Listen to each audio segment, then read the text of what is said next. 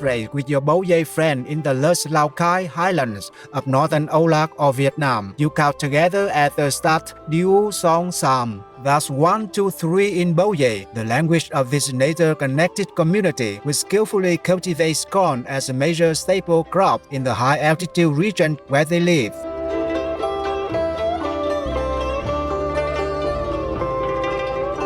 Their traditional dress includes symbolically protective silver jewelry passed down through generations as a cherished legacy.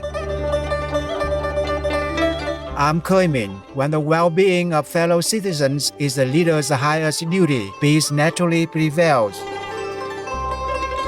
The hopeful Boye people share your support for such a wise and benevolent approach. May every leader dedicate their policies to neighborly harmony and happiness in the loving protection of the Most High.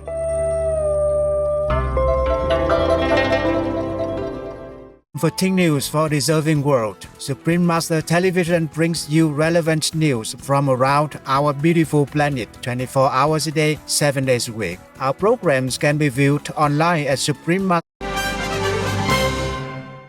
Ireland gives funds to non-governmental organizations or NGOs for overseas development projects. Irish Aid is a development cooperation program established by the Irish government to work with partners around the world in tackling poverty, hunger, and humanitarian needs. In a recent effort through Irish Aid, the government of Ireland pledged an additional funding package of 100 million euros for NGO charitable work in other countries. The package to be used to support international development programs in 45 countries across Africa, Latin America, the Middle East, Asia, and Oceania will help address areas such as education, healthcare, and nutrition, with a focus on gender equality, climate issues, and other topics. Ireland has a total of 4 Shining World Leadership Awards today for good governance and compassion. Many thanks, Ireland, for your commitment in the Almighty's merciful upliftment. May the most vulnerable populations benefit from your generous donation.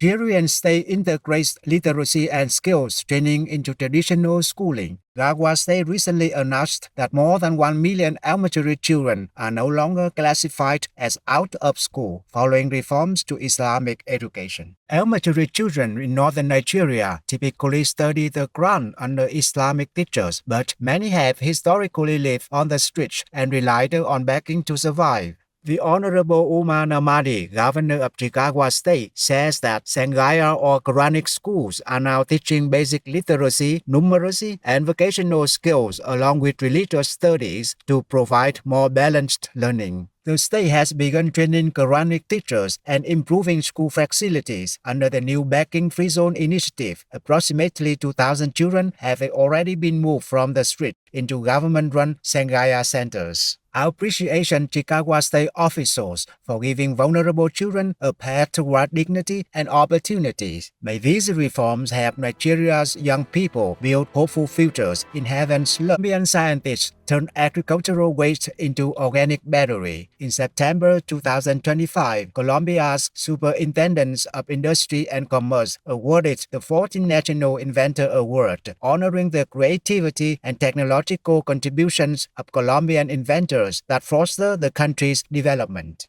Professor Elizabeth Restrepo Parra, who guides Interfax CDT at the National University of Colombia in Manizales, won the award in the research category for an organic battery made from agricultural waste.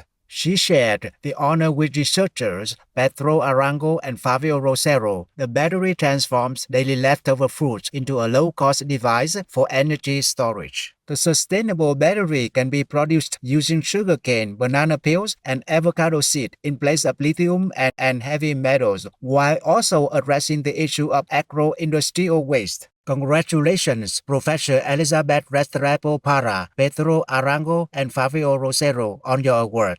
May your ingenious invention inspire more sustainable and wildlife SOS, enable successful leopard family reunion. In December 2025, Ravi, Deputy Range Forest Officer, Karnataka Forest Department, alerted PFA Wildlife Hospital about a group of 4 5 to 7-day-old leopard siblings he observed in a sugarcane field. A joint team from Karnataka Forest Department and Wildlife SOS conducted a medical check, finding the cubs to be dehydrated but otherwise healthy. They then placed the youngsters in a safe box at the site. Cameras monitored the scene and around midnight recorded the mother leopard returning to retrieve her offspring. This operation highlights the vital role of sugarcane fields as animal people habitats and of successful efforts to mitigate human-wildlife conflict. Our heartfelt thanks Karnataka Forest Department, Wildlife SOS, and all involved for facilitating the touching reunion. May all animal folk live safely in your land in divine comfort.